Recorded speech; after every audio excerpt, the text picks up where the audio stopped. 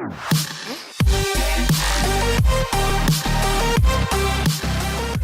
to the RC Roundtable podcast, where we discuss the latest RC hobby news, events, model reviews, and a whole lot more. Hello, boys. Hello there. Hello, Fitz. Howdy. You kind of freaked me out because before we went live, Lee, you were on the left and Fitz was on the right. We came in from the intro, y'all were swapped. Yep. All right. What do I say? Are you playing with the settings there? Sure, I'm playing. All right. Fitz is playing with something else. I guess. We're so professional. I don't do anything. Got a reverb. It wasn't me. All right. Look, we've already got people in the chat. Yeah, Thanks for joining us with such short notice. Yeah, let's give a few minutes for people to kind of wander in. No, too much. That's what people do at work. No, that's horrible. Everybody wave when you come in. Let's wait for all the people who didn't be here on time to hold up the meeting for the people who did show up on time. There's a delay in the notification. There's a delay in the video, Mr. Poopy Pants. The grumpy man. Had a long day grumpy. Really? 50 going on 100. I could pull him out of the studio. I have the power. That big red button on your desk. I think we've done that to Fitz once or twice. Yeah. I got a bunch of names popping up. Oh, hi, Lewis. Sorry I haven't made any of the indoors this year. I actually tried to sign up halfway into it, and they had closed the registration. And, yeah, that did it. So you guys remember last year they had indoor flying here that I went to several times, shot some video. Mm-hmm. Yeah, that was a little bit earlier this year, and I missed it. Is that the one that you did the chant video with that spinning? No, that was the indoor at the NEAT Fair. At the NEAT, okay. Yeah, and actually the first week of our local indoor flying was the Monday before NEAT, and that was the reason I didn't go to that. Or maybe it was the Monday after NEAT. Either way, I was too needed up to make it to that. You were done. Yeah. So, anywho. He forgives you. He says, no problem. Yeah, Lewis is good people. Thank you. Hey, no problem. But speaking of NEAT, more NEAT stories? It's optional for you guys. 5 hours wasn't enough last time? NEAT 2! The neatening. The uncut version. Go ahead, Terry. Project the most that I took neat. there that I don't think I talked about. So if you guys want to hear about another project. I guess. But Lee, you've heard about it because you listened to the Aviation RC Noob podcast, right? I did. So I was a guest on a different podcast, and that was released over the weekend, earlier this week, recently, the last few days. And I did talk about it on that podcast, among other things. So I'll be double dipping a little bit. Do you have a show and tell for us as well? I've got several show and tells. I littered the area around my seat with a few things, so I wouldn't have to get up. Well, here, I'll just start with you. Let's give you the... Well, I thought we were waiting for all the slowpokes. No, it's done. Okay. We're 3 minutes in. They've had their 3 minutes. All right. I don't like Take the stage. Well, I can unsolo if you want. Here we go. I'm going to use my Allen wrench as a pointer. At the end of our last show, I started to go into the story. I'm trying. I started talking about Thayer, our buddy. He visited me a couple weeks ago, and that was not long after the NEAT Fair. So the whole story behind this is more than a year ago, I bought an RC airplane lot that was for sale on Facebook. You guys know how I like to scrounge the Facebook marketplace ads. Basement deals. Must have basement. Yes. This one was in Delaware. And what originally drew me to it is that they had a Kyosho plane in the lot. And of course, once I saw that it was in Delaware, I'm like, oh. that's like saying candy. Lollipops. Free candy. This old Kyosho plane. Are you guys going to listen or are you going to yammer? We'll try. Thank you. We're going to yammer, of course. Yeah. But even this Kyosho Plane was not worth driving to Delaware. And then just as I was about to give up on it, I'm like, hey, I have a buddy in Delaware. So I looked it up, and my friend lives only about 10 minutes away from where this sale was. And he agreed that he would go pick the stuff up if I could agree on a price. And as it worked out, I did agree on a price, and I bought a whole lot full of stuff, including the Kyosho Plane. And he picked it up, put it in his basement. And the deal was I was going to come down there and pick it up in the not too distant future. Because this friend of mine, he and I and our families visit typically a couple of times a year since we've been in Buffalo. And then COVID hit, and I hadn't made it up there. So this stuff has been sitting in his basement for a long time, longer than it should have. And it was quite a big load of stuff. So I introduced Thayer as part of his job. He travels all over the Northeast, including in Delaware and including in Buffalo. So it turned out that both of those areas were on his upcoming destinations list. And he agreed to swing by my buddy's house in Delaware, pick up all the stuff. And then the next week or a few days later, I forget what it was, he came by my place and dropped it all off. Yeah, that could be. And so, yeah, free delivery. Well, practically free. Yeah, so it worked out really well. So thank you to Rob, my buddy in Delaware, and thank you to Thayer, everyone's buddy. He dropped off this big pile of RC stuff. And I kind of knew what was in it because it had pictures and stuff. But, you never really know the condition of stuff and stuff that's balsa built. You never know what you're getting. There's all levels of craftsmanship in this hobby. And some are, yeah. So anyway, the Kyosho Plane is a Kyosho Valencia. And Fitz, that should sound familiar to you because that's the plane that you mentioned seeing at New Creations when you went there. Yeah. Right. But you saw the glow version. Yeah. This is the electric version. And I've already started taking it apart to refurb it. I've got the fuselage here. Now I have to give him solo. It's funny you mentioned that because I was doing some rummaging around. I saw an old RCM magazine from the 80s, and it had one of those in it. For OS 10, it said. Yeah. Ooh, look at that. Oh, I like the offset. It's a weight offset. Yeah, look at the motor offset. Oh, yeah. I'll show you why in a minute. Somebody had too much sake that day? So it's a plastic blow molded fuselage, which is, I think, pretty typical for Kyosho at the time. It's a 3-channel airplane. It's got this rudder, and then it had a T-tail here, and it's a built up, like a stick horizontal stab with an elevator. And that was installed on it when I got it, but it was pretty crooked. So I figured out how to pop it off, and I'll get it back on the right way.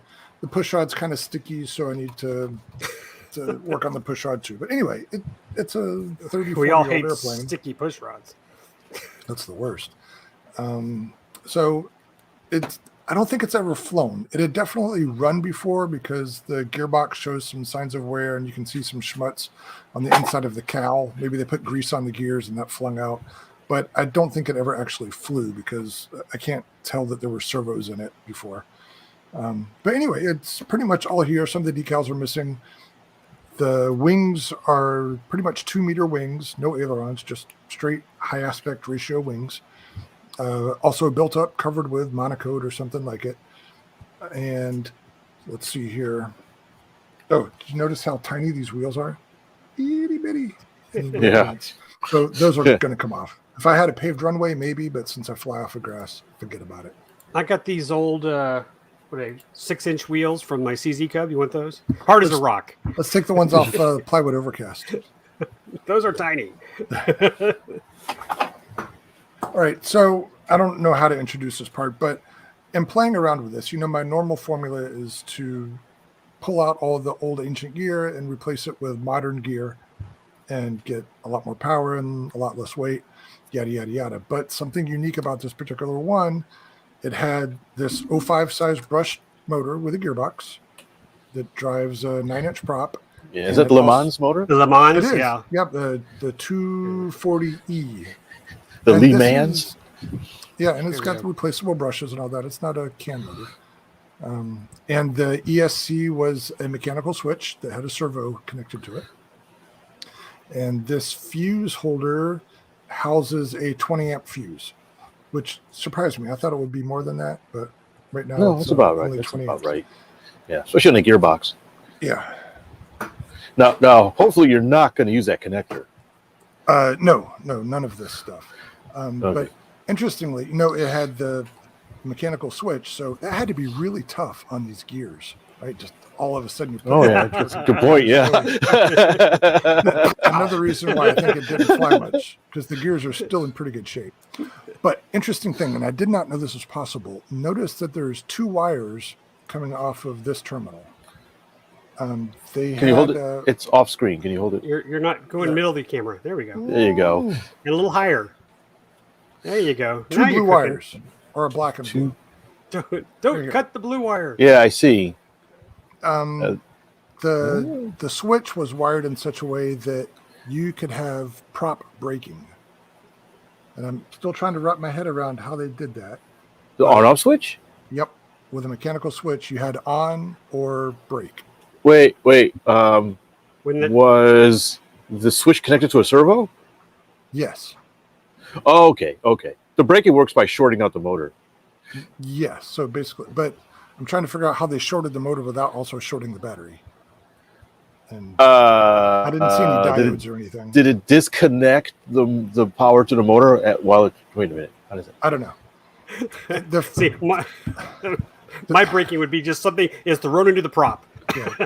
Yeah, I guess you could. Little stick sticks up. I'm thinking of wiring a switch. If you got a single pole, single throw switch, and you could disconnect the power and connect it to the coming out of your ears. We'll figure it out. Okay. The second part is I had to cut the wires to get everything out because the radio tray had been glued in, and I couldn't get the stuff out without popping all those glue joints loose, which I didn't want to do. And so I cut the wires just blindly, and then when I pulled it out, I'm like, oh, dadgum. I wish I'd seen how that was wired up before I messed with it.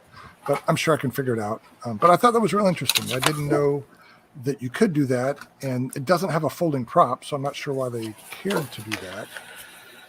But anyway, the direction I was going with this is it's got this big heavy motor, and it also had a 6-cell NiCad that goes inside the fuselage. The issue here is that all that stuff is at the very front, so I don't know that I have much latitude to save any weight with modern equipment. Just cut the tail off. The tail is very heavy. This is blow molded plastic, and it doesn't have an exit hole for air. And actually, the original owner didn't cut an entry hole for air, but so I'm going to save a little bit of weight by cutting out that, but not nearly enough, I don't think, to be able to go much lighter. So I'm thinking about actually running this motor in the airplane. And I have some 6-cell NiCads. Maybe this is the one where we actually go old school and run it like it would have been. I'm waiting to hear some because feedback. you only had a 4-minute flight and you got to go back and charge it now. Well, but NiCads chargers. haven't been static either. What would have been probably a 1400 milliamp hour back when this was new is probably a 3000 or more now. Subseas are pretty high capacity. Right? Yeah, they are. I got some like 5,000 subsea nickel metal hydrides recently. It's like, holy mother. Yeah. I had no idea there was that high capacity. Yeah, so I might do that, or I might try to see if I can make it balance with a couple 2-cell lipos in parallel or something. I don't know. I'm going to get it together and figure it out, but it doesn't need a ton of power, and it's only a 3-channel airplane, so maybe just for curiosity, I will use this. And in thinking of that, I presented myself with another problem that I hadn't considered before. I can't find many brushed speed controls. I found one 50 amp and a couple 20 amps in my stash. I thought I had more than that. But they're still available. Well, that's the next thing. I looked around, and all my usual spots for buying speed controls don't really offer brushed speed controllers for airplanes anymore. You can find them for cars and for airplanes heat sinks and all that, and reversing. But if you want a slim one with a decent no more and all that, and lipo compatible. Do you need some? I think I have an old Castle. In fact, I may have a new Castle for you. Castle like a 30, like a Castle 35 brushed. Perhaps, yeah. If it's just sitting around, I may bug you for that. I did find a Great Plains 50 amp and a couple E-Flight 20 amps. And like I said, the fuse in this is only 20 amps, so I'm guessing it didn't pull more than that anyway. So I might be okay with what I have. Oh, that'd be a simple throw. What'd you say? No, nothing thinking. I'm still thinking about your Switch. Oh, yeah. Can I see it? Sorry. Can I see the Switch? It's just a regular two-pole switch. No, just say it's regular 2-pole Switch. I want to see it. Well, I don't trust your description. Okay. All right. I'll. But I think I worked it out. Okay, good. Offline, we'll look at that. Okay.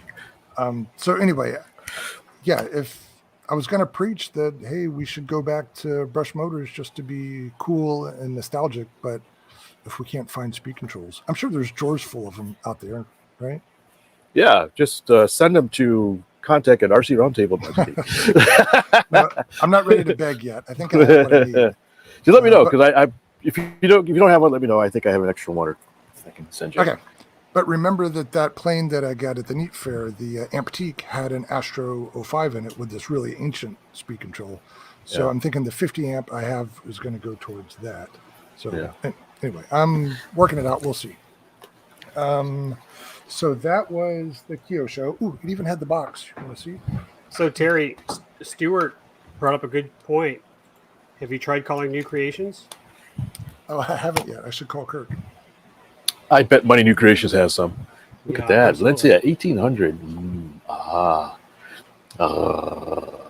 So is that the one you saw in New Creations? Yeah, that's the one I saw. I'm pretty sure. Cool. Yeah. All right. So that was my reason for buying this stash. of See, now you got me wondering if I should have asked how much Kirk wanted for his. Oh, it didn't have a price on it? No, it didn't. Well, I don't think you it know did. where he lives. Yeah. No, I already got a couple of Kyosho planes that need to fly. I didn't need another one. Yeah. Okay. Well, other stuff that was in the stash, there was a Radian that looked like it had been kind of beat up.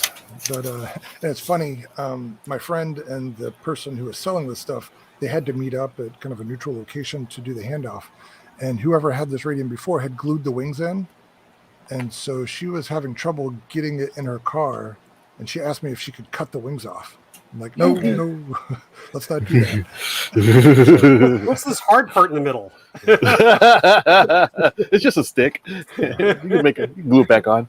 So they ended up working that out. And the Radian is still in Delaware. That was my payment to my friend there for his role in this. He and his son are hopefully going to fly the Radian and learning RC. And my friend is a professional pilot. He flies Cessna Citations for a living. Ooh. But he doesn't do RC stuff yet. Hopefully this Radian will get him there. And there are a few different radio systems. I think there was one of the lower end Spectrums and also one of the 2.4 gigahertz Tactics.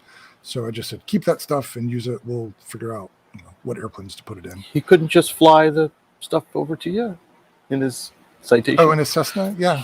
That's a fool. By the way, it's not his Cessna. Oh. He just divert on his way over to California. Well, one of the other things that was in the stash that I saw pictures of was one of the 1/5 scale pica. Is it pica or pica? I have no idea. Tomato. Yeah. Yeah. We're going to go with pica. The One of the pica. 1/5 scale pica Wacos, YMFs. Oh, really? Is it YMF? The YMF standard, 5 or whatever or something? yeah, which was kind of a classic kit for a while, and Cox did an ARF of it. Yeah. Very popular airplane. I think 60-inch top wing, so it qualifies as a big bird. Lots of people love them. Pretty airplane, yada, yada, yada. This one had been framed up, and in the pictures, it looked pretty good. And when I mentioned that to Thayer, that got his attention. And I said, by the way, I don't really have any interest in it, so if you want that Waco, you're welcome just to keep it in your car when you drop off all this stuff.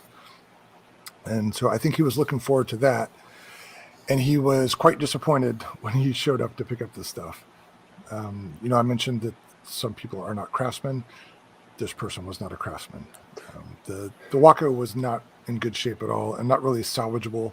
In fact, he left the top wing there, and the bottom wing had not yet been started, but the fuselage had been framed up as well. I've got that here. He brought the fuselage, but only because it had a brushless motor and some servos in it. So rather than pull those things out, he just threw the fuselage in the car. Oh, man. So it was a wacky Waco, huh? Yeah, a little bit. That's too bad, because I've seen them, and I had contemplating. I saw one at a swap meet, and I was seriously thinking about buying a kit buying the kit because it's such a neat looking aircraft. Yeah. Well, if you ever need decals or instructions or plans, I'll save those for you. But the kit itself, it was too far gone. Yeah. Oh. And it's hard to really pinpoint why. I mean, it looks okay, a little bit sloppy and all that, but the thing is just so dadgum heavy the way they built it. And I'm not sure if they used epoxy or something else, but here, let me grab it. What is the plywood overcast scale of heavy? Yeah. How all things are measured from now on. Well, we have to be careful with that comparison. The plywood scale. Plywood overcast was superbly built. Like you've got it in your hands now. You have to admit that is a meticulously built airplane, right? You can't find a crack or a gap or any of the seams, but it's heavy. It's built out of concrete. This one is heavy and sloppy. So here it is. Again, probably from this perspective, it doesn't look so bad. That's fine, but when you hold it in your hand, you're like, geez, what's hiding in there? And maybe look at the solder joints will give you some indication of what we're dealing with. Looks like the wood's been punctured and painted. That was me just trying to get the stuff out of it. With a crowbar? Yeah. I think I'm going to use it as a jack stand in my garage. And here's the cowl. The cowl's actually pretty good. It's fiberglass, but man, it's really heavy. But they had painted the cowl not nicely, and they put a dummy engine in it, and I don't know what they had in here, but it was. But you need really nose weight anyway, so it really doesn't matter how much that weighs. Yeah. You're gonna be putting lead in. I don't know. So you still have the we cowl. all agreed. What's that? Yeah, I've got. So you still have the cowl. You gonna keep it? Well, yeah, because we decided that it needed to be a crown. No. Whatever. You want it, you can have it. Yeah, let me have the cowl and the plans, and I can maybe laser up a kit or something. Really? Yeah. Where's this going to fall in your list of priorities? Eventually. All right. I hate to see if you throw it away. When you send me a picture of a clean spot on your workbench, I will send you all that you have requested. Okay, fine. But also as part of that Waco, there was the kit parts that had not been touched yet. So a few sheets of ribs and whatnot, and a fairly large stash of plywood and balsa and other stuff, and just raw push rods and some clevises and all that. So fun stuff to pick through. And there was just a box of random stuff, different wheels and spinners and gadgets, a couple of different sets of taps and dies, which I thought that was pretty cool. Except they had been out in the elements. They were all rusted. And so we were tossing all that out. Yeah. Oh, man, that sucks. And unfortunately for Thayer, he had his heart set on the Waco, and the airframe was a bust. But he did scavenge the motor out of it. It had, I think it was an E-Flight 60 brushless motor, which that's a good motor. Yeah. Those aren't cheap either. And strangely, I told you that the cowl had a dummy engine in it, and they had already mounted the motor, and they painted the part of the motor that you could see through the dummy engine. So hopefully the electric motor. Yeah. Anyway, and again, it had some standard size servos in there, maybe high torques, but anyway, Thayer got the short end of the stick, but he didn't walk away empty-handed. We scavenged through the other stuff that was here. There was a sailplane, a balsa sailplane, an ARF. I don't remember what it was called, and I don't have it in front of me, but your standard 2-meter boxy glider. So that looks like it just needs a canopy or something to cover where the canopy should be, and like a receiver battery, and it'll be good to go. What else do we have here? There were 2 more sailplane wings without fuselages. One of them looks like it had been built from a kit, and that's bigger than 2 meter. It's 2.5 or 3. It's a big wing. And the other looks like maybe a gentle lady wing that is in pretty good shape. It's built and covered. All right, so there maybe you can make things. scratch build a tandem wing fuselage for it. No, that one wing is really big. It's going to be kind of cumbersome to do anything with. So I'm not quite sure what to do with that yet. If anything, I might give it to somebody who thinks they can use it. Oh, I meant to mention that one was definitely built from a kit because the wing joiners are pretty hokey. I don't trust them at all. Same level of craftsmanship you see in the Wako, but yeah, only not quite as heavy, not heavy enough in that instance.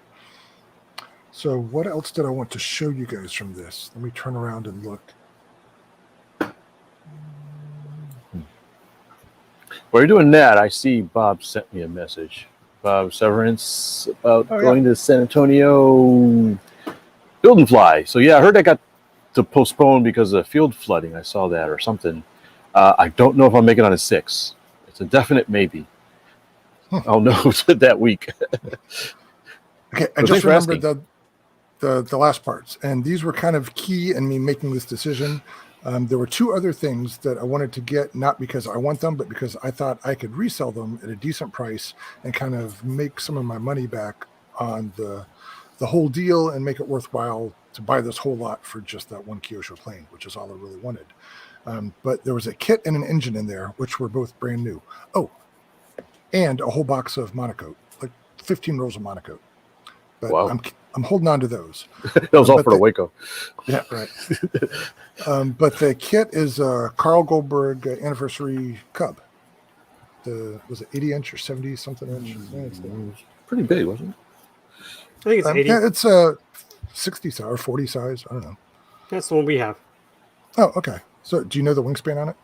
Nope, because we have 2 wings. I think we're flying with the longer one. So it's probably about 80. Yeah, okay. So I got that brand new in box, and like all the stacks of sheets are still in rubber bands. The plans are in there. So it looks like that has never been tampered with, which is perfect. And along with that, and I assume this engine was purchased to fly that Cub, is an OS 4-stroke 40. So Thayer was telling me about it. He used to have one of these Goldberg Cubs as well, and he said it was overpowered with the 2-stroke 40, even though that's on the lower end of what they suggest. And so he thought a 4-stroke 40 would be a good match for it, for Cub-like performance. If you want to do knife edge and Lumshavox with your Cub, you might want to go with something bigger. So the bottom line is, I'm going to put those for sale soon, and somebody will get a good price on them, and I'll get some of my money back on this deal. Should get a pretty good decent price on that 4-stroke. Yeah, looking around, the 4-stroke looks like it's never been out of the package. It's still in the little plastic bag with Cosmoline or whatever's inside of it. So yeah, that looks pretty good, and it seems to have all the parts there. So I don't think it's ever seen fuel. And again, the kit's never been out of the box. So I'm hoping I can do pretty good on those. And as I was rummaging through those, I remembered that not long ago, I bought a pair of floats for the Goldberg Cub, which is the Goldberg used to make a kit of balsa and ply floats just for that airplane. So I bought one of those that I don't think is touched either. So maybe I'll make that part of a package deal. Oh, yeah. So if anybody's interested in that stuff, send us an email. I'll see what I can do for you. Otherwise, I'm going to put it on Facebook Marketplace, strangely enough, in the next couple weeks. So in my basement. Yeah. So that was my secret stash that Thayer brought here. And we had a lot of fun. I think by the time Thayer got here, no matter what was in the pile of stuff, it would have been worth it, because I got to visit with him for a night, and Mark came over, and we just went through this huge pile of RC stuff, just having fun with it, and beating up on the Wako, and seeing, I like old airplane stuff, and there was plenty of that to go around. So we had a good time. Pretty neat. And I'm glad that we were able to pull it together. It's fun to have friends all over the country. Yeah. So are people saying, "Oh, that's you"? Okay. Yeah. This is a friend of mine says. Can we fly? Okay. Go ahead. So Stuart has one with a 61 4-stroke. Stuart, how do you think it would fly with a 40 4-stroke? Just out of curiosity. He says it's undersized. Undersized. Okay. Maybe so. All right. Well, I'll sell them I don't separately. know. Somebody wants a 44 At stroke or 76 something. inch, you'd probably fly it. I mean, he's not going to go vertical hovermatics, but it probably, I think it would. I don't know. What do they call for on the kit? If you never find that information, be I'll curious have to look at it in a minute. what they recommend. I think somebody's looking up the specs, but anyway, that's all the stuff that I can remember. So far, I'm happy with all the things. I'm really happy with the Kyosho that I got out of it. So even if I end up not selling the Cub in the engine, I won't feel cheated in any way. Kind of a side question. You mentioned Facebook. Is that your primary source? You ever look at Craigslist or any other things? Every now and then I'll go to Wild Hair and do that, but mostly it's Facebook. And I'm in a couple of buy-sell groups on there, RC airplane buy-sell groups, and so I'll get messages when somebody posts something. And that seems to pop up no matter where they are. So you get a lot of stuff that's way out of reach. And a lot of the stuff isn't worth shipping just because that would be astronomical, unless it's in a kit box still. So, yeah, it's usually very casual looking. And I'll just sometimes stumble across stuff. And I think for this lot in Delaware, I don't think it said Kyosho in it anywhere. This person had inherited all these things. They didn't know what they had. I think I just happened to be flipping through the images. And I'm like, hey, wait a minute. That looks familiar. It just said model airplane junk. Yeah. So to answer your question, yeah, it's mostly Facebook. Okay, just curious. Yeah. Looks like I got a bunch of people talking about. Yeah, there's some comments in the comment section about the Cubs. Somebody at OS 70 Surpass.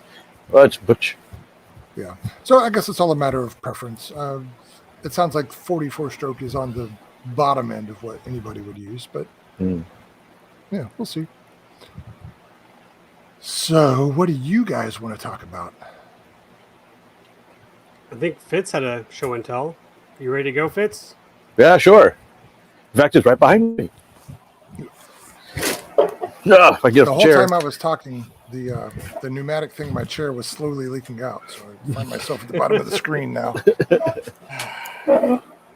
Well, as you can see, I've been cutting and sanding lots of sticks. Yeah, but these are like 1/4 inch by 1/4 inch sticks at least. Is that all attached with Ambroid? Are you having one hell of a flight inside your garage? I can fly. So this is a Leprechaun from Hobby Club. I'm not sure the company that actually makes the plane. I think it's somewhere out of China or something. And so this is a all-wood glider, motor glider. It's going to have a motor in the front. And in fact, I just put the little thing on here. I was sanding it yesterday. So yeah, it's built up of a lot of sticks. It's got what do you call it? Elliptical wings and elliptical tail. And there's actually a servo that goes in the tail. And this thing is big. It's got a 100-inch wingspan. And if I just sit the nose on the ground like this, it's taller than I am. Very cool. You can't even see the tip of it unless I move the camera up. So yeah, I've been doing a lot of gluing and cutting and sanding and putting this thing together. So the fuselage itself is pretty much done. I've just got a couple of very, very minor things to do to it. And so really the next step is to start working on the wings. So are you building over plans? Yeah, there's plans there, right there. Is your table that big? Yeah. He's building it over the side. Yeah. No. The table is 8 feet. Is an 8-foot table, but it's only 24 inches wide. So the plans are like 40 inches wide. So they're just hanging over the top. So that's one of my the tables that I built earlier this year. So I'm putting it to good use. And that's why I had to get the Homosote that I was telling you about, Lee. So I had enough for. You're welcome. Yeah, I had some on the other workbench, but I needed some more for this workbench, so I picked up some, and so I got enough for the other 2 workbenches. So it's been pretty neat. The instructions are very basic, and obviously not written by a natural English speaker. So there's a few little nuances. You got to read it like, what are you saying? It looks like the formers and ribs are laser cut. Some parts adhesive. Yeah, but basically. Polished parts to fit together. What do you mean sand the parts. So yeah, this part here is laser cut. You got a laser cut plywood. Actually, the fuselage has very little laser cut parts to it. You've got sticks. This here. You've got a piece here that's laser cut. The motor mount is laser cut in there, and I think a couple of the side pieces. taking him forever to work. Yeah, like the beginning of Spaceballs. And way back here's like a cartoon is the tail. Now, what's neat, I guess, kind of about the tail is the horizontal fits here, and it looks like there's going to be a couple of pegs, so you can pull a tail off with rubber bands.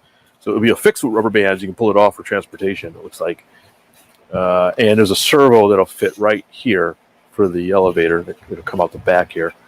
So it's an interesting design. It's just interesting. A rehash on a classic design, or is it new? I don't know. I didn't look it up, but I suspect it is. I think there is another Leprechaun that's older design, so I think it's a rehash. Remember correctly. People can correct me in the comments. So it is pretty neat. I'll show you some of the. Oops, I'm hitting things as I move it around. Is all of the wood included? Yeah, it's actually got quite a bit of wood. I'm about to show you here in a second. Pretty decent quality. Because I got here's some more laser cut bits and pieces, a whole bunch of sticks. So sticks and stones might break my bones. And here I'll show you some of the other some pretty nice laser cutting actually. Here's a whole bunch of ribs. Oh wow! Now I just noticed it. I noticed it, but my brain did, but I didn't. Is that these are plywood? So it's got a bunch of plywood ribs for the wing. Although, of course, a lot of lightning holes, which is good. I just thought that's interesting. That's plywood instead of balsa. Yeah, the balsa would not hold up well with that much cut out, I don't think. Oh, yeah. And I mentioned it's got elliptical wings, so there's actually laser cut plywood pieces and stuff for the wing tips and whatnot. So there's a lot of pieces. I think I counted like 70 different pieces of wood or something like that. There's sheets. I mean, you've got a sheet of balsa with some laser cut bits on it, and there's a bunch of just regular sheets for sheeting, just nothing laser cut that I used. Oh, and I just dropped some stuff. Good night, Quinn. I guess best is bedtime. So the good thing is that the wood itself seems to be pretty good for the most part. And the laser cutting is pretty decent. I just a couple pieces popped off, and this is pretty thick. I mean, this is camera's over here. Yeah, it's not in focus.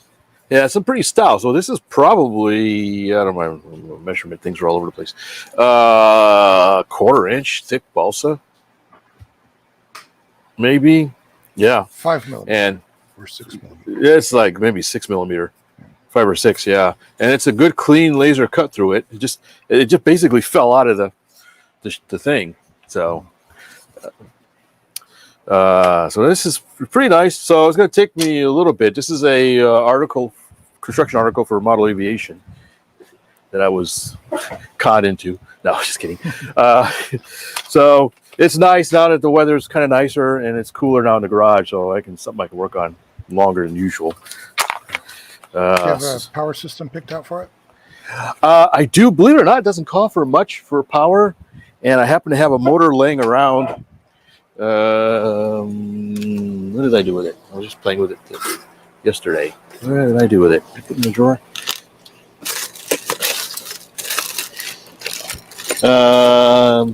Is it a folding prop?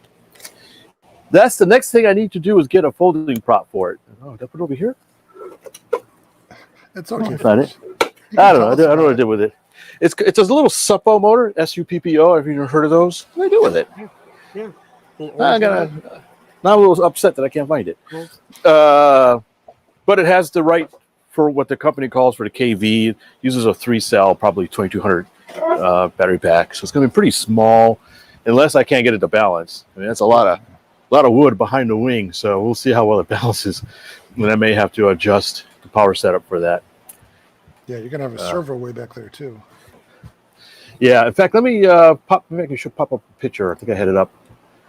Of what it is. How many acres of covering does it need?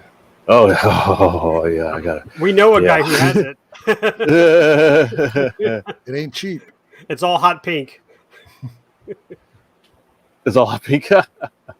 Where is the HV. Here we go. I'm going to share this picture. Can you see that? Nope. No? No, you It's can. coming. There it is. Okay, yeah. So there it is. This is the leprechaun. Hi, me lad. She's a fine. That Look picture like a- doesn't really give you a sense of scale. No, it doesn't. It looks like it's could be a little hand launch thing or something. Yeah.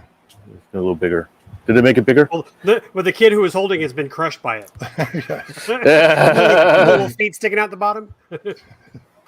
Yeah, that's pretty cool. Looks nice.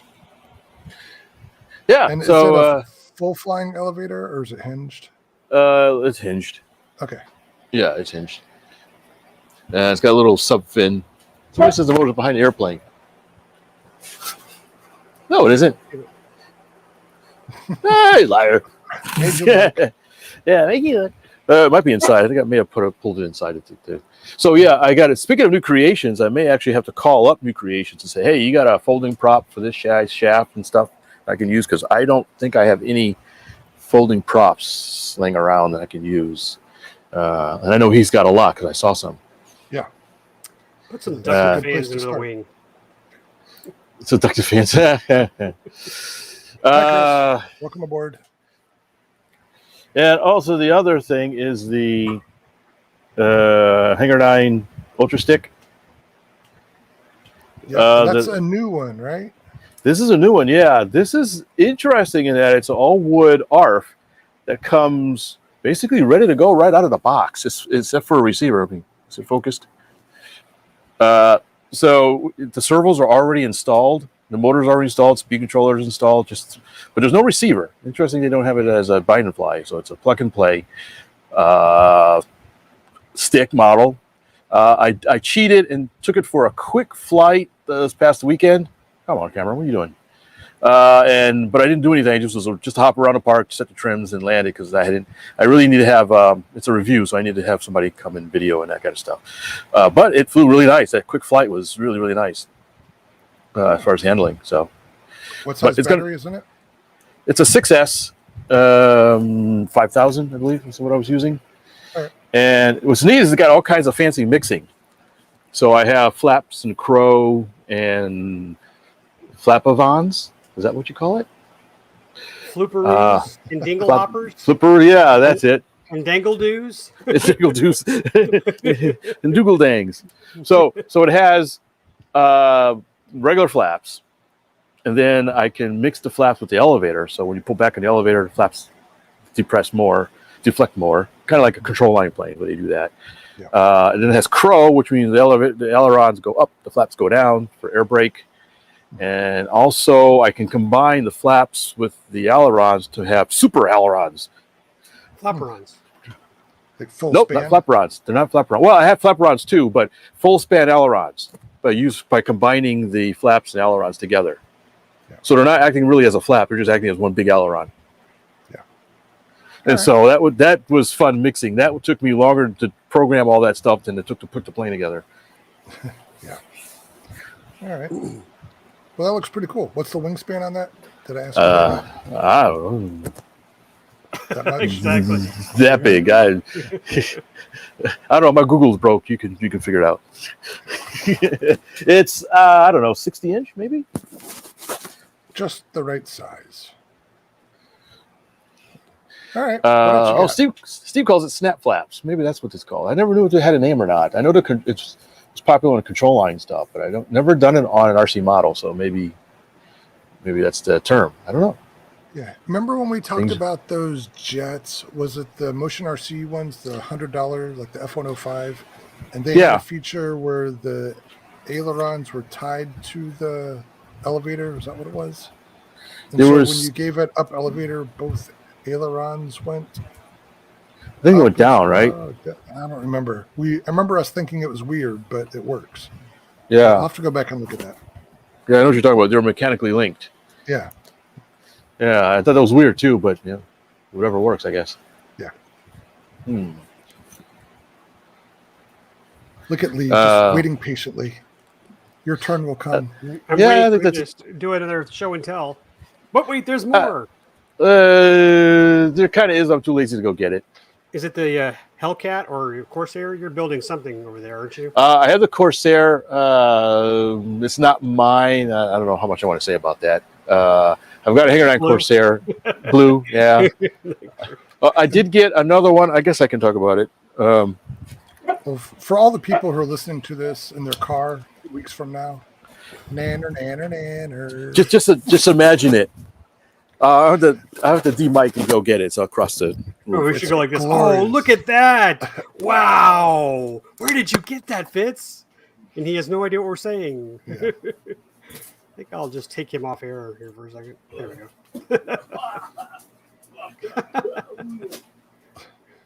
Oh, I wonder if we'll be able to pick that up.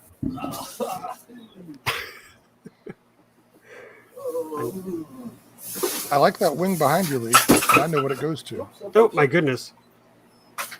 Oh, it's a Spacewalker. spacewalker. Yes. Is that for your show and tell? Sure. There you go. Spacewalker wing. All right. Kyosho. All right. Are we back to you, Fitz? We never left him. Huh? Ha! I'm back. All right. So, can't really see it. Sorry about the noise. Can you hear me? Hear me okay? Yes. Yeah. Testing 1, 2. We heard All you right, the whole yeah. time. You heard it the whole time? Oh, see look at that? It's So funny. that's- It's backwards. Is it backwards? Why is it backwards? It's okay. It's a Gilmore. That's weird. Why would it be backwards? Oh, how about there? Yeah. It was a screen. It's literally the same screen. So yeah, I got a Gilmore. What do you call it? It has another name, but yeah, the Red Lion. So a little racer, the trophy, Thompson Trophy era racer that I'll at some point get to working on. I gotta clear out the workbench. I'm a little bit of a time crunch with the glider, so I'm not quite sure I want to get to the Gilmore, but hopefully soon. God, you got a lot on your plate. Yeah. Yeah, when it rains, it pours. I didn't have anything, and then I got three things at the same time. Kind of come in. It's like, son of a, can't you spread things out a little bit? But All right, everybody, let's take a minute. Shed a tear for Fitz. yeah, after I said that, I was like, I've Hang got in too there, many buddy. airplanes. You can do it. I'm running out of CA. first world problems, they say, right? Right. So yeah, that was the Gilmores from Legend Hobby. I think it's a Seagull Models brand. So You know those lube machines they have, the quick lubes, where it's connected to something above the ceiling, and they Where are pump you oil. going with this? I'm sure that's what he has. He has this big tank of CA. Oh, He just hoses, just sprays it all over the planes he's working on. quick build. Hold still. Exactly. Done. What if you could do that? If you framed up a whole model and an aerosol CA all over it. just dunk it in a 55-gallon drum. It's Wow, CA. then it'd be just solid CA. I wouldn't know. Maybe that's what happened with this Waco. Yeah. Let's try it, shall we? So is that one going to be a gas burner? Yes, it will be a gas burner. I don't know why we don't have so many damn gas burners. But well, the other stuff is electric, so I guess 1 out of 3 is okay as far as gas electric. I'm sorry, reading the chat. So Mike is ragging on me about the Airwolf. Airwolf helicopter? Hold on a second. I want just to placate Mike. I'm going to scroll way back and have another conversation you need to have if he's still here. I'll leave that there. La-di-da, la-di-da. I sense a theme here. Smoke if you got him. Yeah. Crash and dash. Is that you, Matthew? I think it is. Welcome aboard. Oh, wait. That's not what I was expecting you to bring back. All right, here you go, Mike. There's my Airwolf. Happy now? Looks nothing like Airwolf. Precisely. You got ripped off, buddy. This is just the guts.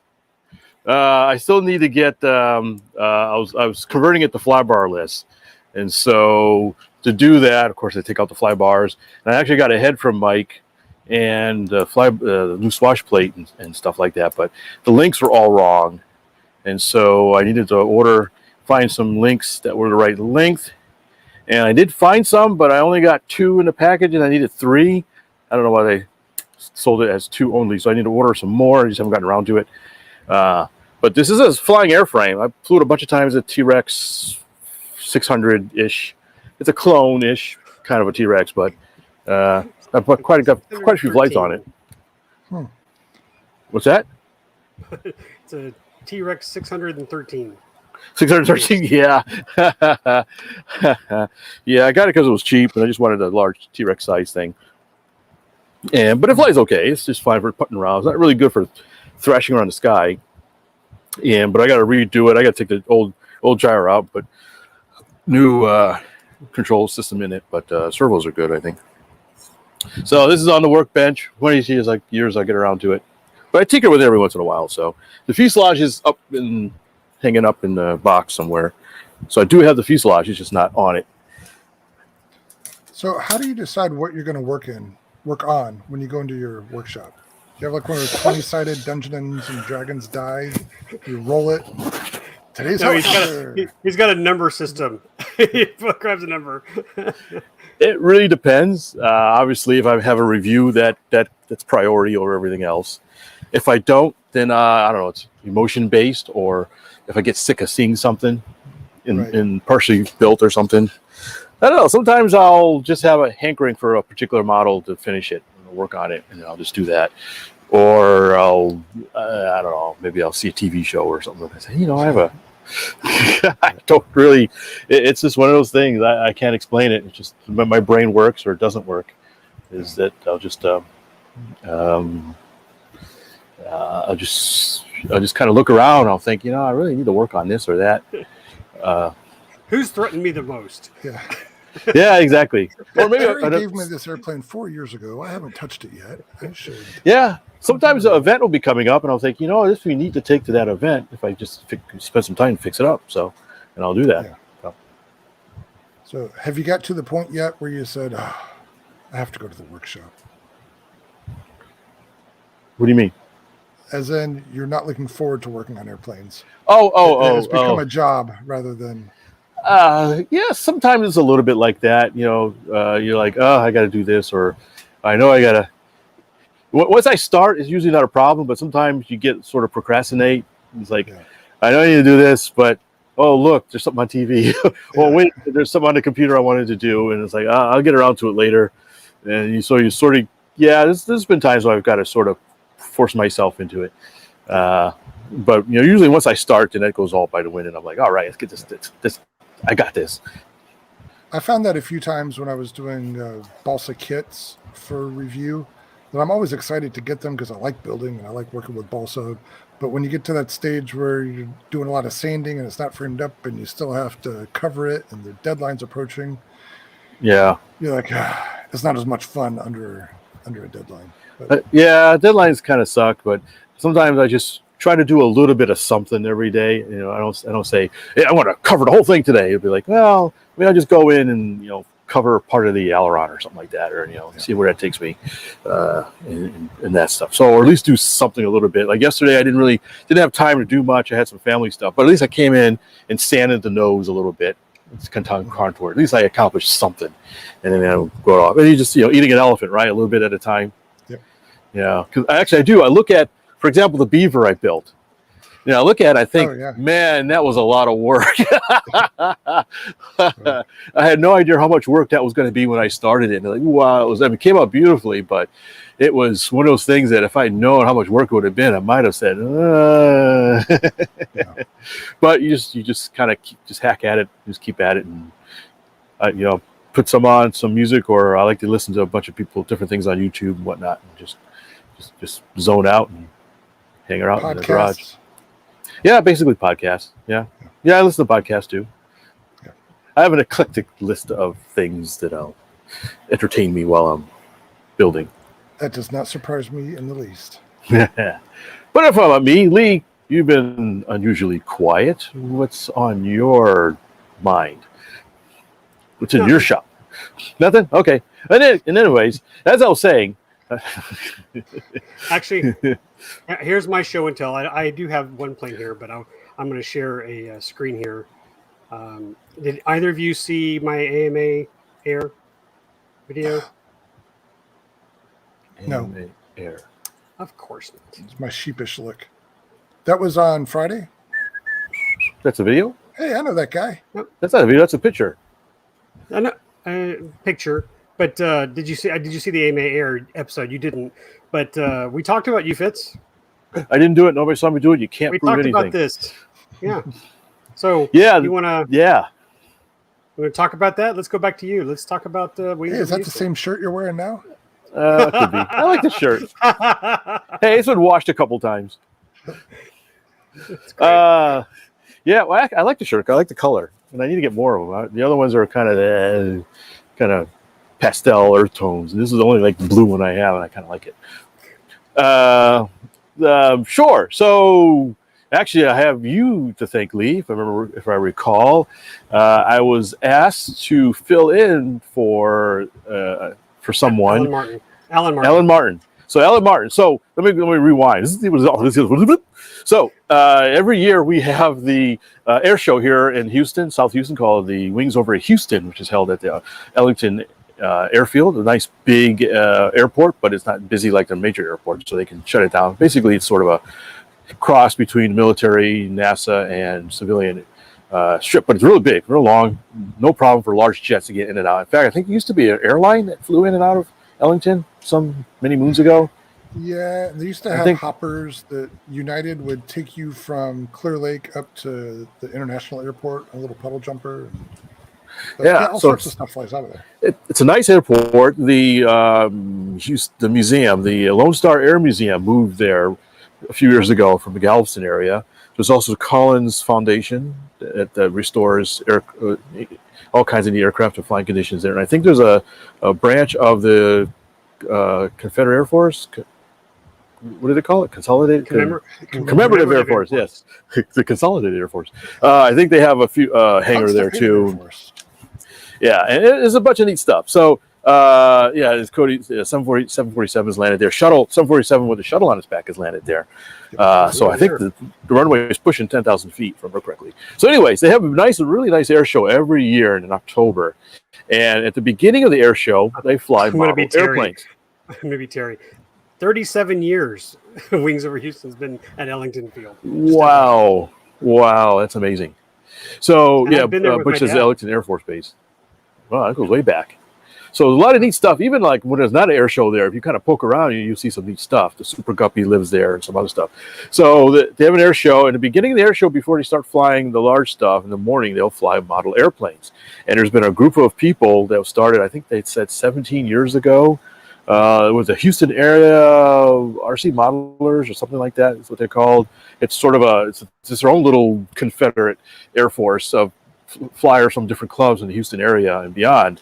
And they've been doing this for 17 years, and they fly all kinds of neat stuff for the crowd in the morning, just to sort of warm up the show and as people are milling in. And so they have, typically, the air show has its announcer, but for the model airplane stuff, they'll actually have their own announcer for that. And usually it's another gentleman whose name I just forgot because my brain doesn't work with names. Who is it, Lee? Alan, that's it. So, Alan, yeah. So apparently Alan couldn't make it this year. And Lee found out about it, and Lee says, "Hey, wait a minute! I know a guy who knows a guy who's kind of a guy who goes by the name who rhymes with it's. Can he wear a blue shirt? And he wears this snazzy blue shirt. So they said, "Hey, would you mind announcing the model airplane activities on this weekend, or that particular weekend for the Wings Over Houston Air Show?" And he's showing you pictures now, some really good stuff. Is this courtesy Lee Ray Photography, Lee Aviation? So they fly a whole bunch. Yeah, they fly a nice mix of stuff. They have aerobatic planes, 3D planes, helicopters, jets, World War II stuff, even a flying witch. So So neat stuff is and extras and I forgot what the biplane was. So anyways, so they asked me to do the announcement. So I got a chance to go up to that booth that you see there. That's show center, and that's raised up. So normally only the flight boss and the air show announcer, for the most part, and I think there's a emergency response person up there as well, get to sit up there. So it was great that I got up to sit up high. I took some shots. There's a PT-19 model. That's actually a model. I just love that this is hovering over the F-16s. Yeah, hold on. Yeah. As I look at that, I'm thinking I remember my experience at the Neat Fair where my battery in my transmitter died and my airplane went free flight. That was nerve-wracking enough. But if that happened with a ramp full of F-16s nearby, I think I might have just collapsed. Yes, don't hit the F-16. I was going to say, this angle fools you. We were way far away, by the way. I don't know. It couldn't have been that far away. That's our friend Barry. Yes, Barry flying the PT-19. He brought the PT-19 and the BAE Hawk jet. He also brought his 104 Starfighter, but he didn't fly it. He was just on display. And there's that might have been Mike Goza flying, and a few other gentlemen. And a little kid, too. He's like a little 9-year-old flying a little teeny tiny helicopter. Yeah, I forgot his name. A nice little kid. And I think his father was there. Butch McKeechern is in the chat. His son was also flying. Daniel, if I remember correctly. I think Daniel was flying the biplane. Somebody put in the chat, the Mamba. Yeah, there's a flying witch. People commending me on my witch voice. Yeah, I mentioned that. I said that name. Can we hear it now? See if I can do it. Yeah, I'll get you, my pretty, and a little plane too. Hey. This is I need a little more drink. Randy Martin. He's the gentleman who put the show. He puts the RC event together, and he's been there since it started. So that's his flying witch. All right, cool.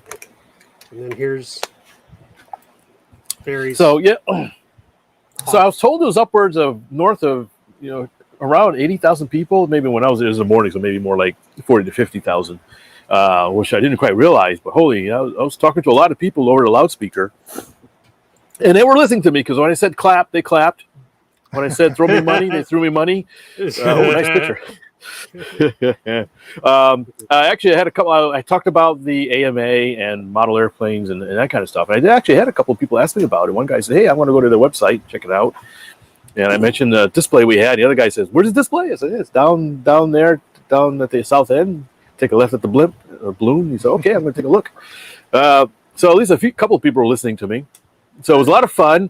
I hope I did good by the Randy's group, the RC Houston area RC modelers, or what they call themselves. Sorry, it's on their shirts.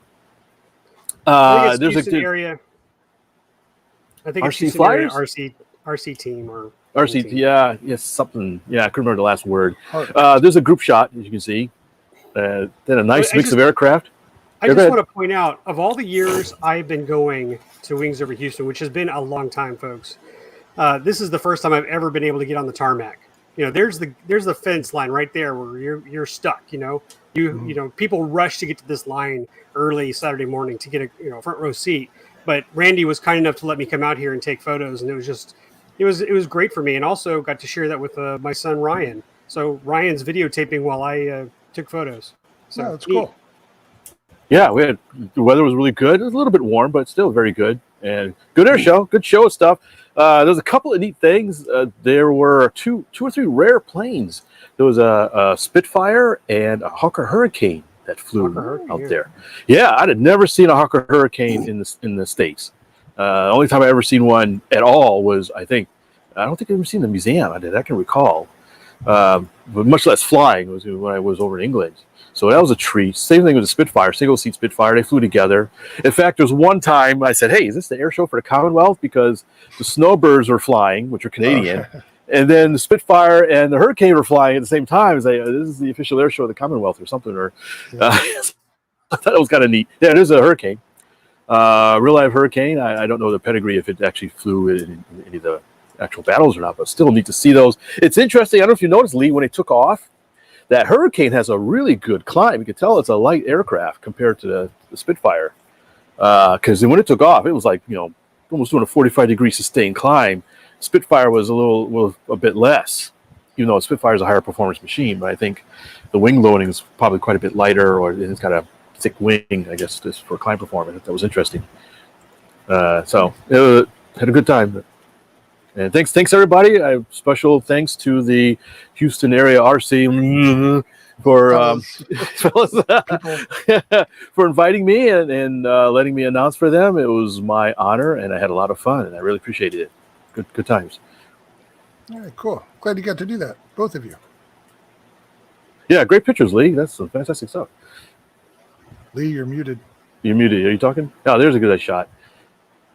Lee, I see his mouth moving, but he's no voice. It's just weird. My mouse is acting up. Can you hear me okay? There you go. Yeah, now we hear you. Yeah. Okay. There we go. There we got a nice shot of the heroes of Battle of Britain. It was neat. And the only criticism I had is when they were flying at the beginning, they were flying on deck. And we were stuck behind people who were standing, at the fence line. So we couldn't see their low passes because, they were, 20 feet off the runway. It was impressive. But yeah, we got a nice shot of them. I just want another thing. Butch kind of reminded me a little bit in a roundabout way. He talked about organization. I had one of the neat things about being an announcer is I got to hang out at the pre-air show briefing, pre-flight briefing that they held, and this is something they hold only for the air show performers. So you walk into the hangar and you got the flight boss. He's got a TV screen, and you got a bunch of people there, but you got the Thunderbird people, the Snowbirds, all the people with the Warbirds, people doing the parachute jumps, all the people that are performing. And so the flight boss is there. All right, here's the airspace you're going to be flying in. This is the altitude. You've got the hobby airport, so you got this particular shaped box, and don't fly over here, and this and that. And it was really interesting. He'd get he'd ask, okay, F-18 guy, are you here? Okay. It's raised his hand. Oh, sorry. I thought you said the beam guy. And they had a bunch of guitars lined out on a table, and apparently these are for the people performing at the air show would sign these guitars, and the guitars that either were auctioned off or sold, I can't remember exactly what it was, to whatever, I guess either some sort of a charity or something. And so they had organized by I think the World War II, and then maybe the regular air show, and then maybe the Blue Angels and something like that. So it's kind of neat. It's just nice electric guitar, all these little signatures on it. Fitz got to sign the banjo. I signed a tablecloth.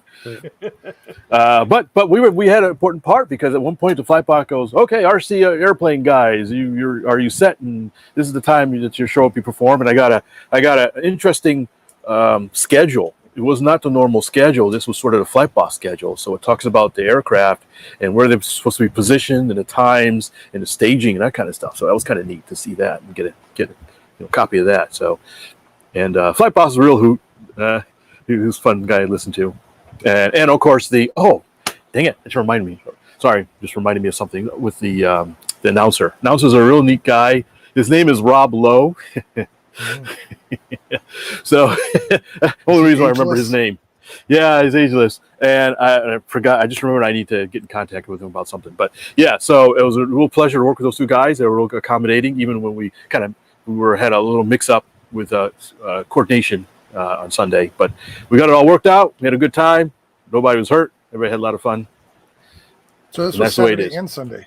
Yeah, I did Saturday and Sunday. I had to leave really early. Oh man, we had to get there. I think about 6:30 is when we met, and I got to drive my car in through the gates into the field and unload. Well, once again, let's take a moment of silence for Fitz and all his hardships.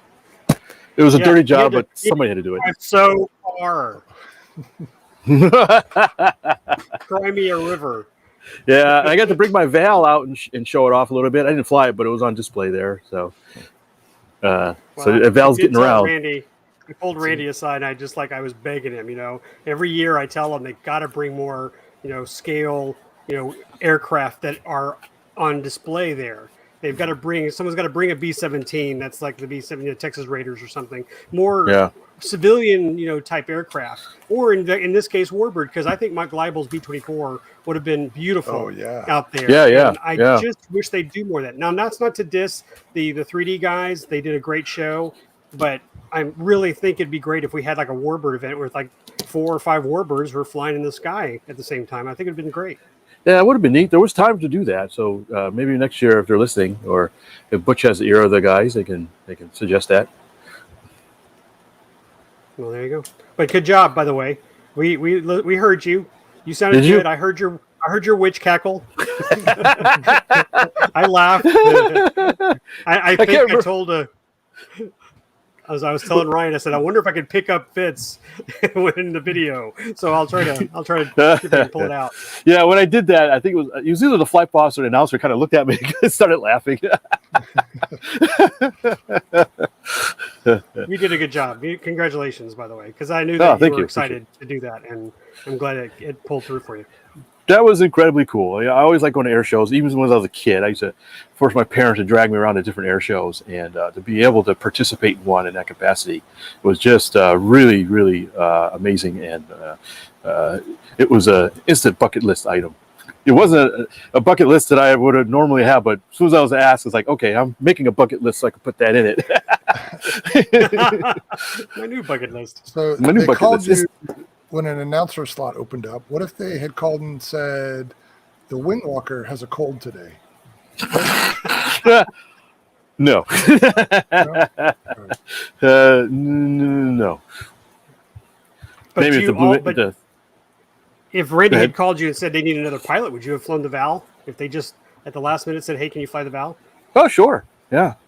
That would have been fun because it's got a smoke system on it too and stuff. So I could have flown around, and it has a bomb drop too. I flew around, and dropped the bomb, maybe done a little aerobatics or something like that. Sure, that would have been fun. Oh, cool. Hint, hint.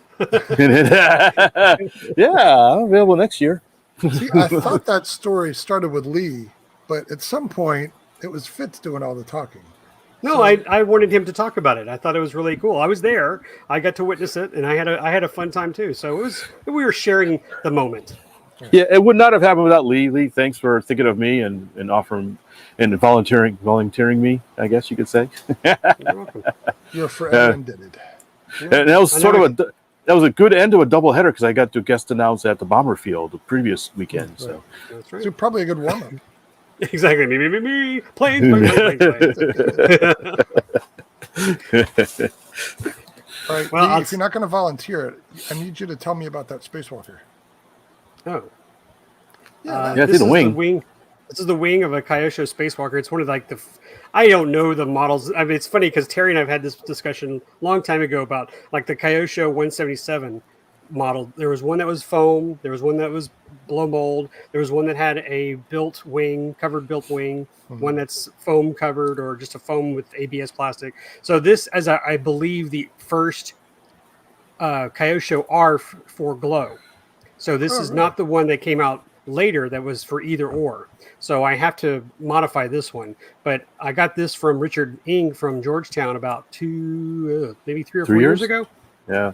Yeah. So it's now the funny thing is we kind of it's going to be full circle here to go back to what you started on, Terry, is that the parts for this I already put together. But when Austin got that Cub and he wanted to fly that Goldberg Cub at the Cubs and Cousins at Space City, I gave him the motor for this. So that's the one he put on the Cub. So I kept this out here. Finally, I got the other motor and the servos. So that's one of my next projects to finish is to get the Spacewalker up. Are you going to have to? Are you going to have to make some sort of hatch or something for the battery?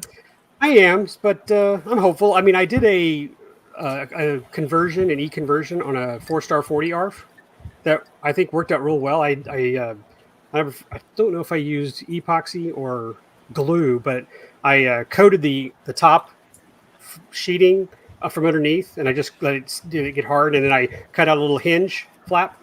So that's how I got access to my 4-star 40. You know, there was no need for support. There's no formers nearby, so that worked out fine. So we'll see. It may or may not work for that. We'll give it a try. Otherwise, I'll see if I can actually cut the cockpit out. Okay. But we'll see. I haven't pulled everything together yet, and there's no instructions, so it literally have, I don't know, somewhere over here the cardboard cover. Yeah. There's a picture that has all the parts, and I'm just going to wing it. So yeah, I'm hopeful. I think I can do it. So it'll end up looking at one of your planes. You pulled the motors and speed controls out of your P-38. Do you think one of those would be big enough to power the Spacewalker? No, I only pulled the motors. I left the speed controllers. Okay, I thought. And I bought. No, they were fine. I put 2, 3, 4. Oh, wait a minute. Gosh, I don't think I did on the P-38. I think the ESC on there was fine. It was acceptable. So no, I just had the other motors. But why are you asking? I'm sorry. I thought you were in the market for a motor. I'm just trying to go through my internal catalog of the stuff you have. Oh, I'm good. I'm good for motors. In fact, the motors, I think I told you this story, but the motors I pulled off the Flightline P-38 are going on the Banana Hobbies B-25. And they're technically the same motor, but I think the one from Flightline's built better, and I'm going to push it to a 5S. Oh. How's that coming along? I've been busy. Enough said. So no, it's still in the garage. It's waiting. Is it in here? Oh, I got the cowls here. They're not nearby. So, but we spray painted the cowls. So we're slowly but surely. But I got everything I need. I think I had mentioned on an earlier podcast that I was able to pick up from Banana Hobbies the entire screw set, a bag of all the screws, because so many of these are rusted because the plane was in so much water. But for $20, I mean, what a deal! To go ahead and replace everything. How many screws did you get for $20? It's a lot. It's and not just screws though. It was also plastic panels. So all the hinges. So the accessory kit, I guess, is what they call it. That makes sense. I'm looking forward to getting that done. I know. I will tell you. I can't tell you how many times. I don't know if he's still here with us, but Cody Cat. When we were on the flight line at Wings Over Houston, he was like, "Dad, can we fly the B-25 here? Dad, can you fly the B-25? Hey, maybe we could bring the B-25. We could fly the B-25 here, Dad." Don't think. Gotta get permission first because it's big enough. We can fly it here. I know we could. I guess he wants to fly the B-25. Yeah. Let's see. This is Michael. Yeah. So. I already pulled those motors and they were rusted. To throw magnets. Yeah. I those were ripped out immediately after we had that conversation. So I wasn't even thinking of using those or the ESC. So I've already replaced all the electronics. Yeah, if you dunk the motor in epoxy, it'll keep the magnets from coming off. There you go. So that's about it. Gosh, we've been live for over an hour. I'm good. Okay. All right. Do you want to hear about my new project? Oh yeah. Okay. Is it a show and tell or is it just a topic discussion? I'm going to try that again. You guys want to hear about my new project? What was wrong with the first time? That's even worse. I'm looking for some enthusiasm here. What is it? What is it? Are good enough for you? Now you're faking. Are you having a seizure? Somebody help Fitz. All right, I'm not sure. I'm intrigued by your query, Terry. Perhaps you can inform us more on this particular project. Where's my sailor hat? All right. Fine, but I'm not happy about it. Where are we? Let's see if you can see the whole thing here. Oh, here. Hold on. I gotta. Oh, cool. Yeah, that's what you were talking about on the podcast. It's a Tholian fighter. We are the Tholians. The Tholians. You have entered the Tholian annex of the annex of the Tholian Empire. Never mind. Okay. Do you know the Tholians? Star Trek. Nerd alert. All right. This is a Stringless Wonder. It's a Stringless Wonder knockoff. The original was a free flight rubber band powered balsa and tissue thing. This is a foam board knockoff of that. That's also 3-channel RC. So I got a little 50-ish watt brushless motor up there, a little piece of 10x10 aluminum tube and a couple servos, speed control. And the push rods go back here. Anyway, all I did was take the plans for it, which I think I got from the AMA. Yeah, the AMA has these plans. And I just sized them to fit the maximum dimensions of a piece of foam board and put it together. And it flies. So pretty well. Neat. I'm going to jump in here right now and say, did you see the Niesgoda's I Build AMA or the build tip? I did. Where they talk about ironing the edges? That's exactly what you need to do with that. Okay. What do you mean? What do you mean? Okay. By do, I'm by just no. telling you. This is Round just the a simple edges. thing. I know, round the edges. Steve and Jack do these beautiful scale models that take advantage They of would that. be so impressed if you round the edges using their tip. Yeah. Around Come your on, be a edge. friend, be a pal. Terry had that. I'll get right on. on that look. Yeah. Yeah. Also, what happened to the middle?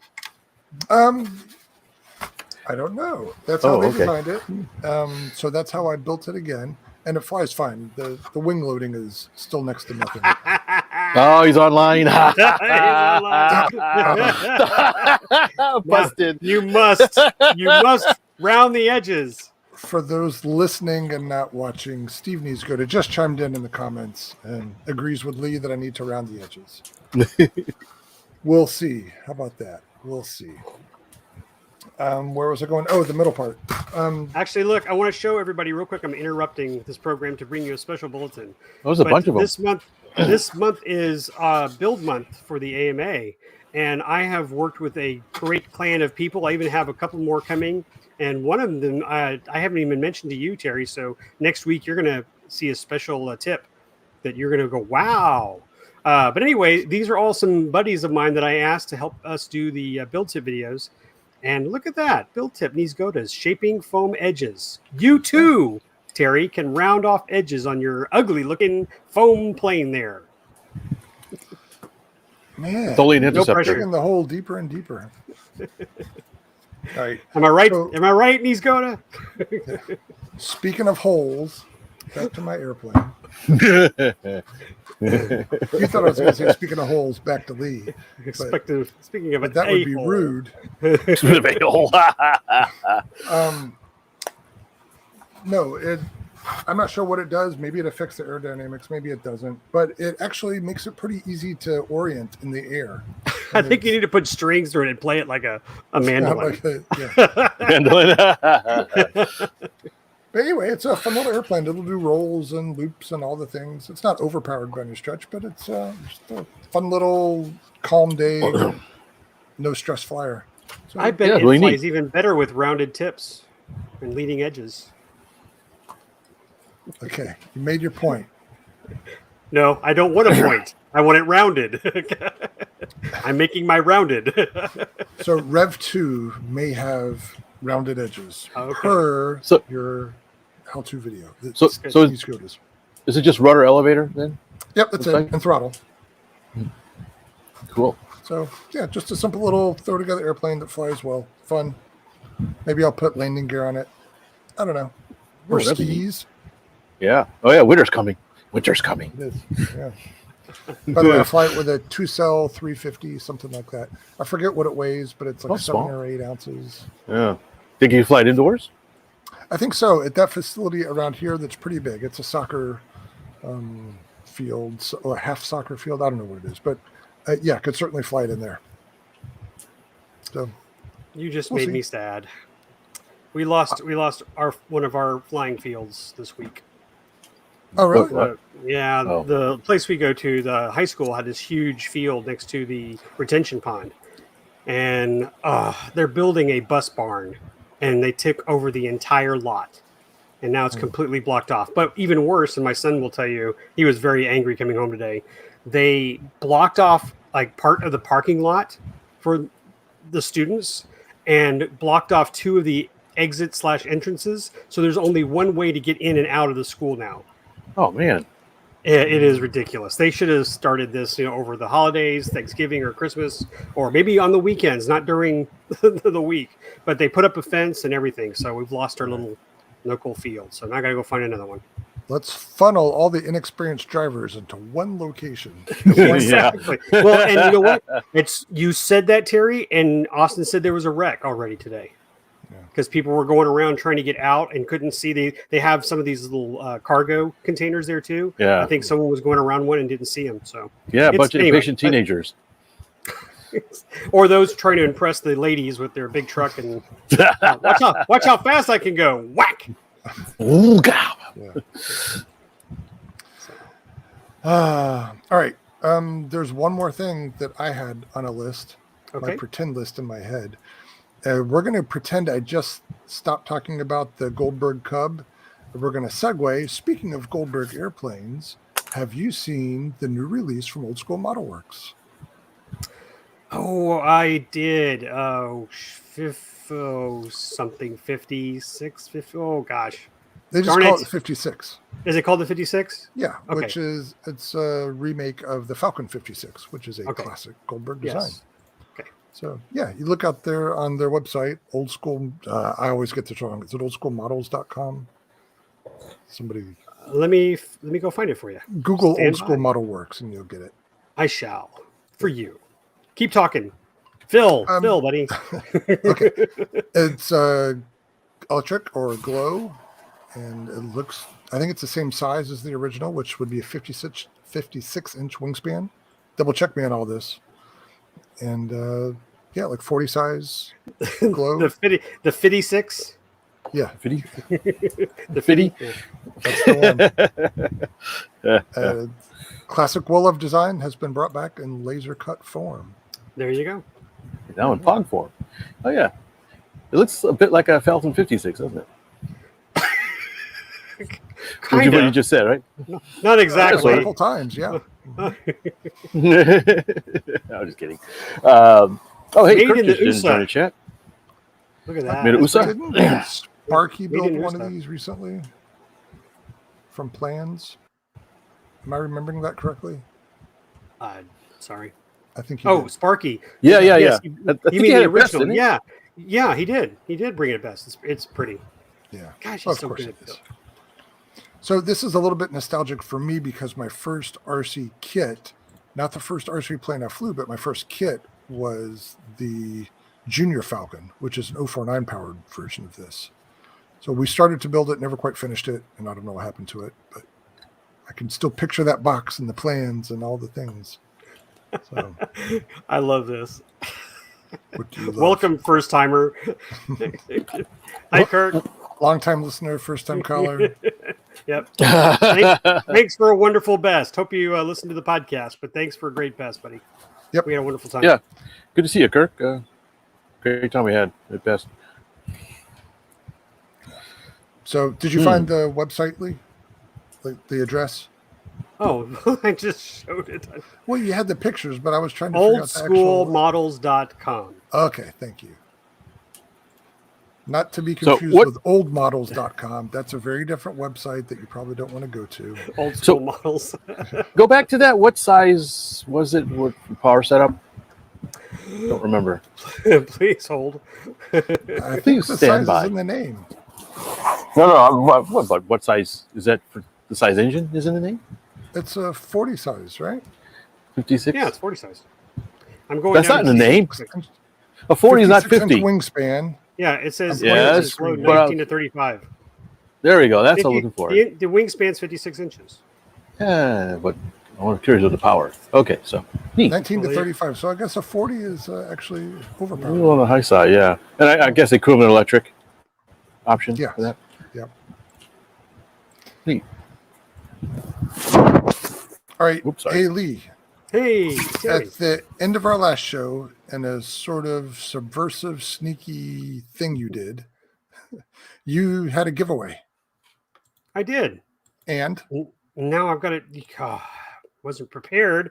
You could have texted me a little private message saying, "Hey, I'm about to talk about this thing that you don't have up on the screen. Stand by." I thought you might have one of the things right in front of you. Because Fitz and I didn't even know what you were giving Of away. course not. Here we go. Let's see if I can pull it up here. Got noisy all of a sudden. Believe somebody Did had your a. heater turn on. Okay, that. Can you see? Give it a second. It's Yes. loading. There we go. Eric, Tony, Ken. Did you see that snarky comment? No, I didn't. Gosh darn it. I can't read it on that one. This is the Strato Mitchell. B-52 Strata missile. Yeah, exactly. It's because it's backwards. Oh. It doesn't say B-25. Some copyrights were infringed. But anyway, So that's a profile desk model. Is that what it works out to be? yeah, it's just a little card you pull apart. But what's fun about it is that the guy who made that one, he had made previous ones like the F-15, the Spitfire, and so I asked him to do a B-25, and I paid him, I tipped him on maybe it was Thingiverse. So anyway, he came back and he built it for me. I was like, that's so cool. So I gave like 40 to Ryan. He's got a fleet of them now. You got to get your unit cost down on that. You got a bomber squadron hanging from a ceiling. I think I built a bigger one too because I could just stretch it on my bed. But anyway, I printed those out and I just randomly picked the 3 that sent us an email. So congratulations! I put them in the mail today. So all right, cool. There you go. Thanks for doing that. Fun to make. I like the little card things. They're simple. Yeah. And I've got like 3 P38s in front of my keyboard in my office. So. You have to reach over to type. Exactly. Can never have reach through. You can reach through the tail booms. Exactly. Oh, there you go. Just yeah, you make them big enough. Yeah. A necklace. Cool necklace. Yeah, we're on the same wavelength there. Fitz. Okay. Airplane gangster. Just make it gold and you can hang it. All right. So are we out of things? I think so, except for one thing. Just wait. I'm going to be able to just say yes, jump up for joy. The Astros beat the Red Sox tonight. Thank you very much, Astros, for making me believe again. After those 2 grand slams back to back. Very sad, but it looks like the Astros beat the Red Sox 9-1. Woohoo! So what does that make the series? 3-2. All right. So nail biter. And that's back here in Houston now. Woohoo! Even better. Oh, so they won in Boston? Yep. All right, that's big. It is big. Yeah. Boston. So yay. Boston. Yay. Let's do this thing. That's it. Now I'm done. Car. Go Stros. Anything else? Fitz? Anything to give away, Fitz? I've been the one giving away stuff. It's about your time that you guys, found your basement deals, bargains, or basement deal. Things No. that are just lying around. Oh. Who loves you, folks? Those guys got stickers. Greedy. They just want them things for themselves. I got a sticker. All right. I've got an old pup battery. Somebody can have this old battery. I got a sticker and a puffed battery for you. I just want you to know I gave away new batteries. You remember? I gave away that new battery that I got at that estate sale. I got bones from my kit that I've been building. And some... let's have the Fitz mystery box giveaway. You don't want to do that. I don't know that. That's a good thing to mention here. Fitz, you got a coming up. Yeah, it's the F cube. Yeah. No, it's 4. What's the 4th power? It's fantastic flotilla of fun. That's 4. For that's not cube. For quad, I don't know. Whatever. Yeah, I have one of my once a quarterly boat regatta coming up this coming Saturday. That's what Stuart Rush is asking about. It starts. When does it? Yeah, it starts around 9-ish, which means people show up at around 8. And we go. I purposely said it later because I knew people are going to start early. If I said 8, people are going to start there at 7. So it starts at 9. People are weird. Yeah, man, people sleep. Man, go to sleep. Saturday. Anyways, I posted the flyer on our Facebook page. So go to the RC Roundtable Facebook. You'll see the flyer up there. Gives you the location, directions, start time, that kind of stuff. And we go roughly until noonish. Usually we start cutting out about lunchtime because we're hungry. But there's no official cutoff time. You can stay there all day if you want, but you're probably going to be by yourself after about noon. But it looks like the weather's going to be good, although not terribly windy. It looks like the wind's going to be relatively calm again. I think the prediction was about 5-7 miles per hour. That's all you need. So bring your motor boats. But there will be, some wind. So I'll bring the buoys. So hopefully I'll throw some buoys out. I need to go probably. I normally have to go out there and take a measurement. Normally I go Fridays, but I may be busy Friday, so I'll probably may go out tomorrow and take a quick depth measurement to send out emails. If you are in the Houston area and you want to participate, you can send email to contact at rcroundtable.com, and I can forward you the information and put you on a mailing list if you're in an area you want to know when these come up. And that way, when I send out information, usually I'll say, hey, we're going to have it on this date, and then I'll send out a flyer, and then a day or two where I'll send up a field report to show you how deep it is, because there's a ledge at the park. It's a very nice park, but there's a little bit of a ledge. I think it's there so people don't drown. And so if there is not a lot of rain, it may be a little shallower or maybe a little deeper, depending on how the rain is.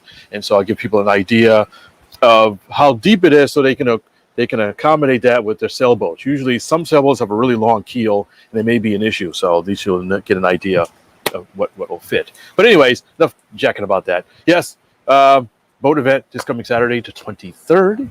If you're in the area, stop by. Even if you don't have a boat, stop by. And we'll see. Fun. Yeah, that's Stuart. Says it's coming. Fantastic. Yeah, we should have a good turnout. I can't. I'm wishing my son good luck in his UIL competition. My oldest, he's got a band competition. That's what phones are for. Phones and FaceTime. You have to be there to show them the love, to cheer them on. Yeah, that's good. That's and then tell your wife to sit down. You're getting kind of loud here. Yeah, no. Lee usually come out, so I understand completely. So hopefully your son does well. Who's going to rescue all the boats? Actually, there's another guy. He said he's got a tugboat. He picked up one of those new tugboats, and I think another guy said he might have one. So there should be at least one or two tugboats out there to retrieve things. Well, and I think I showed you guys. I had the top deck done for my FPV. Oh, so it's ready to go. Man, you must be chomping at the bit to try that out. Man, it would have been perfect Somebody time. needs to crash. Come on. You're probably pulling drain plugs on other people's boats when they're not looking. Oh no, did you forget to charge that battery? I'll save you. That reminds me. So probably, I know a couple of people are talking about bringing some of their high-powered speedboats out there, so it might have some excitement. Electric, yeah, only electric stuff. The guy who bought out the local hobby shop, he's big into speedboats. So he said, so he said he's going to come out. And then there's a local group of powerboat people, and I think one or two said they were going to come out as well, based on their Facebook posts. Well, I hope the powerboats and the sailboats play nicely together. They typically do. We had one guy, we had to slap his wrist. He was getting mighty close. He would pull out, and he'd slowly go through the boats and then rip out again. And just stay over there. Use the sailboats as pylons. And I apologize. Yeah. Good one. Yeah, it's a neat event. Usually there's a really good mix of stuff. We've had sailboats, powerboats, steamboats, submarines, all kinds of neat paddle boats. Yeah. You're doing the Forrest Gump thing, aren't you? Oh, what? Didn't know this. We've got the boats and cloud boats and scuttle boats, and that's it. And submarines. And submarines, yeah.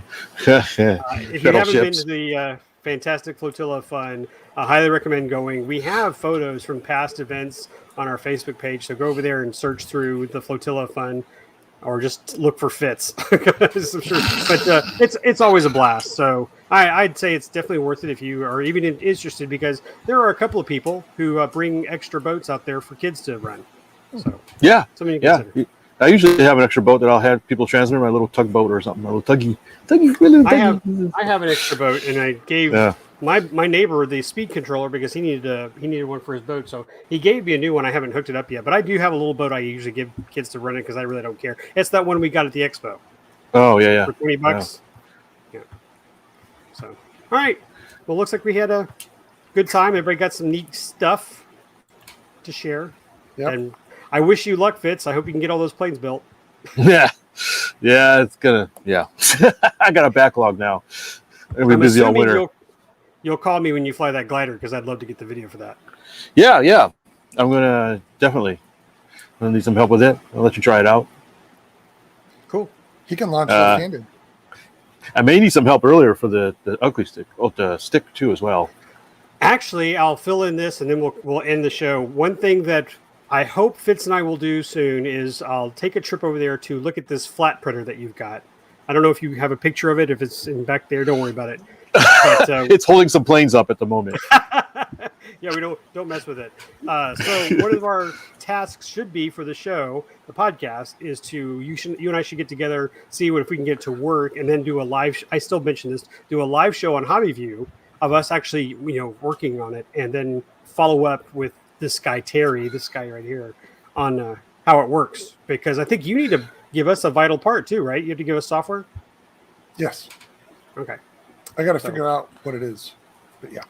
Okay, well, let's get that thing cranking so I can get some Thunder and Lightning. Yeah.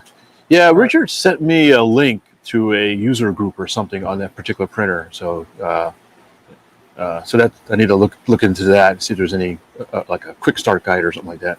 Yeah, do all the legwork, Fitz. Yeah, Up to I it. need to do it. I'll bring the pizza. So, Not too soon though. Let me finish the glider first, and then I'll have more time to muck with it. Right now, I got to devote pretty much all my time to that. all right, the very last thing in episode 138 that we released yesterday. Yeah. Towards the end of that, I had some go backs and corrections from my Neat Fair diatribe from the episode before that. And basically, Jason Klein gave me some feedback on that to set me straight. He just set me straight here. The Phoenix model that I flew into Mark's Fanny at Neat Fair. If you want to buy one to fly into your friend's Fanny, go to Laser Toys. That's where you can get one. There we go. Jason. Does it come with a complimentary rubber nose? Rubber spinner? Right. Oh, man. So, all right, that's all I have. Wrap it up, Fitz. Who, me? Yeah, you sent us man. home. It's your job. You're good at it. All right. So what you just saw here was another fun-filled live episode of the RC Roundtable, where we make stuff up as we go along. And we do a good job at it, too, don't we? No. Oh, God. Come on. You guys got to have some confidence in your ability. When did you lose your humility? Boy, that Wings Over I never lost my Houston humility. changed you, Fitz. I don't know you because I'm anymore. an announcer now. Next will be Monster Trucks. Sunday. Torosaurus. All right, so thanks everybody for joining us on this live episode. I know we don't do it all that often, but it's always so fun to have you guys participate in the chat. This really makes it special. You can correct us live in real time when we screw up instead of reading us nasty emails after we've already published it. So really appreciate it. It's great fun to talk to you guys, everybody, while in our workshop, especially ones that's not 800 degrees in the shade. And I don't know what else to say other than thanks everybody. If you're listening, Thanks for sharing your evening with us. yes, Thanks a lot. Yep, we really appreciate you. The show wouldn't exist without you guys. So thank you for listening to our live broadcast. We always enjoy doing it. And as always, check us out on our social media stuff, Facebook, YouTube, and we have an Instagram, don't we? Instagram, yep. Yeah. Insta something or A another. vibrant Instagram account. Yeah, so we do post quite a bit there. So remember to hit the like button and hit the subscribe and hit the bell so you can get in first on our next live show. So we don't have to wait around so long for people to join the chat. And on that note, thanks everybody. We'll see you next time. Bye.